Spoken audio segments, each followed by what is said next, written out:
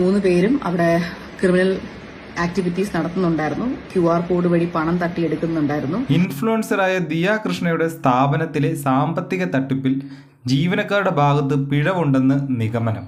ജീവനക്കാരുടെ bank account പരിശോധിച്ചപ്പോൾ 63 ലക്ഷത്തോളം തുകയാണ് തന്റെ അക്കൗണ്ടിൽ വന്നതെന്നും അത് ഉടൻ തന്നെ പിൻവലിച്ചു എന്നുമാണ് പോലീസ് പറയുന്നത്. മൊഴി നൽകാൻ ആവശ്യപ്പെട്ടെങ്കിലും 3 കള്ളികളും ഇതുവരെ പോലീസിൽ മൊഴി നൽകിയിട്ടില്ല. അതേസമയം ദിവസങ്ങൾക്ക് മുൻപ് ജീവനക്കാരിൽ ഒരാള് മാധ്യമങ്ങൾക്ക് നൽകിയ പ്രതികരണവും അതിന് ദിയ കൃഷ്ണ നൽകിയ മറുപടിയുമാണ് ഇപ്പോൾ സോഷ്യൽ മീഡിയയിൽ ട്രെൻഡിംഗ് ആയി നിൽക്കുന്നത്. ദിയയുടെ ഭർത്താവ് പൂവാലന്മാരെ പോലെയാണെന്നും രാത്രി വിളിച്ച് സംസാരിക്കുന്നു എന്നുമായിരുന്നു ജീവനക്കാരുടെ പരാതി. 2-3 മണിക്കൊക്കെയാണ് ദിയയുടെ ഭർത്താവ് വിളിക്കുന്നത്.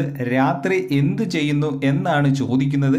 പൂവാലന്മാരെ പോലെയാണ് ഇവർ സംസാരിക്കുന്നത് എന്നാണ് പറഞ്ഞിരിക്കുന്നത്. ഇന്നത്തെ മികച്ച കോമഡി അവാർഡ് ഈ പെൺകുട്ടിക്ക് എന്ന ക്യാപ്ഷനോട് കൂടി ഒരു ഇൻസ്റ്റഗ്രാം അക്കൗണ്ടിൽ വന്ന വീഡിയോയിൽ ദിയ കൃഷ്ണ മറുപടി കമന്റിലൂടെ നൽകിയതാണ് വൈറലാകുന്നത്. വീട്ടിൽ ബിരിയാണിയാണ് മോളെ, മണ്ണ് വാരി തിന്നാറില്ല എന്നാണ് ദിയ കൃഷ്ണ പോസ്റ്റിന് താഴെ കമന്റ് ചെയ്തിരിക്കുന്നത്. കടയിലെ ആഭരണങ്ങൾ വിറ്റ് കിട്ടിയ പണം ജീവനക്കാർ കൈക്കലാക്കി എന്ന ദിയ കൃഷ്ണയുടെ പരാതി ശരിയാണ് എന്ന നിഗമനത്തിലാണ് പോലീസ് നീങ്ങുന്നത്.